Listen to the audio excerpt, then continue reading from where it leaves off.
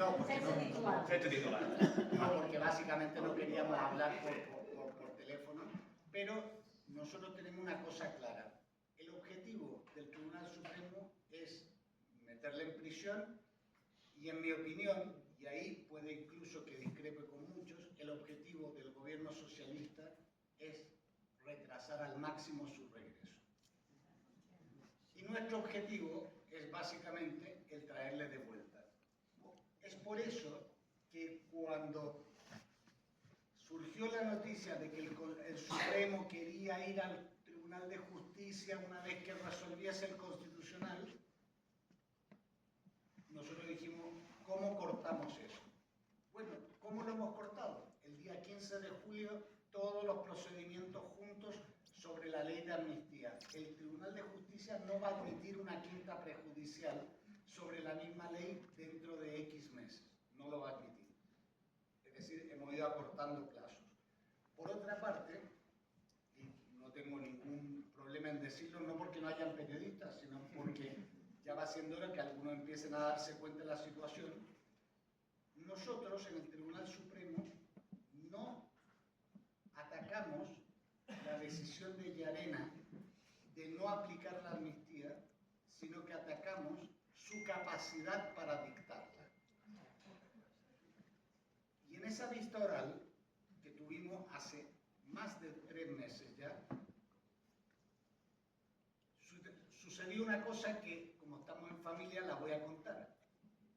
Estaba parte del legislativo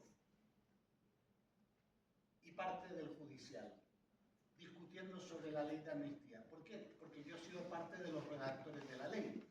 Por lo tanto, esos señores no me podían decir qué dice la ley y cuál era la voluntad detrás de la ley. De hecho, a ellos les sorprendió una cosa. Yo ese día llegué sin notas. Al Supremo la gente va con muchos papeles. Yo llegué sin notas porque sabía lo que tenía que decir. Les dije, miren, el legislador no es ese descerebrado que ustedes piensan y que más de uno cree. El legislador dijo 2 cosas.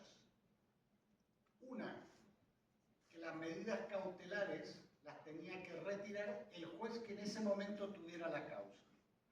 Y otra, le digo, y fíjense lo que dice el artículo 4, el juez que esté entendiendo. Le digo, pero váyanse al 11, que dice, a los efectos de la aplicación de esta ley, resolverá el juez competente. Le digo, y ustedes no lo son, porque son diputados al Parlamento de Cataluña. Por lo tanto, esto corresponde resolverlo en el Tribunal Superior de Justicia de Cataluña, no aquí. Es decir, cuando nosotros vayamos al Constitucional, no vamos a ir a discutir la aplicación de la amnistía, sino la indebida actuación de un tribunal que se ha atribuido competencias para resolver. Ustedes dirán, da lo mismo el TSJ de Cataluña que el Supremo, no da lo mismo. La primera sentencia aplicando la amnistía la dictó el Tribunal Superior de Justicia de Cataluña, nos dio la razón a Isabel y a mí en el caso de Luis Escolar y el conseller Buch, que dijo que en el caso de la malversación era de aplicación la amnistía. Y eso lo dijeron 4 de los 5 jueces que forman la sala de lo penal dentro del TSJ. Esto lo sabíamos antes de redactar la ley. Y por eso, como el legislador no es tonto, puede parecerlo, no tiene un pelo de tonto el legislador, dijo, el juez que esté entendiendo levanta, pero para aplicarla es el Supremo, no, es el juez competente. Nosotros vamos por un carril distinto a los demás y eso al Supremo le generó mucha confusión. De hecho, la resolución que dictó es absurda porque dice, y además usted lo plantea tarde. Técnicamente se puede plantear en cualquier momento, pero ¿saben lo peor de todo? Es que técnicamente es el juez el que está obligado a ver si es el competente. Nosotros creemos que esto no es una cuestión de semanas, es una cuestión de meses, pero hemos ido poniendo las piezas en su sitio.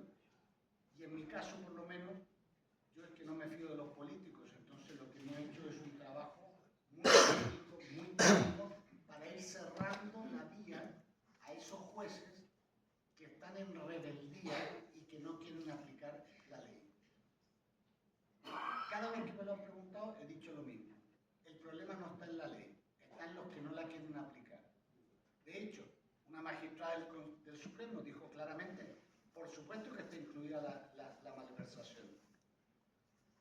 Los magistrados del TSJ también lo han dicho, los de la Audiencia Provincial de Barcelona también lo han dicho.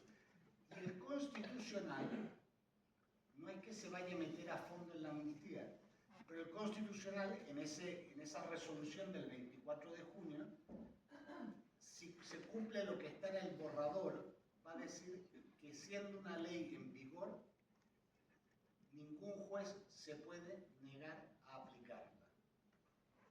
Ahora, si se quieren matar entre ellos, ese es un problema de ellos. A nosotros, ¿qué es lo que nos interesa? Que se levanten las medidas cautelares y después la amnistía se resuelva para el presidente cuando corresponda, cuando toque o cuando quieran, pero entre tanto que se levanten las medidas cautelares. Creemos que se nos han juntado dos cosas que en el escenario español no tenían previsto. Y es que ya hay una ponencia de sentencia del Constitucional que no es la panacea, pero está bien dentro de lo que cabe, y ellos no contaban con que el TJUE iba a adelantar tanto y iba a aunar todos los procedimientos. Cualquier duda que haya de derecho europeo respecto a la ley de amnistía va a quedar resuelta después de esa vista. Ellos querían, cuando digo ellos son todos los que no están en esta sala, querían que esto fuese un proceso largo y durase un año y medio, es decir, agotar la legislatura. Nosotros no estamos por esa labor y por lo tanto buscamos las vías jurídicas y lo hicimos con un planteamiento que resultó tan razonable que el TJUE ha hecho que no lo puedo mostrar, pero es en 2 folios, ha ordenado cada uno de los participantes a qué hora interviene, cuánto rato interviene, sobre qué temas tiene que intervenir. Es decir, ha sido un trabajo para ellos importante y nosotros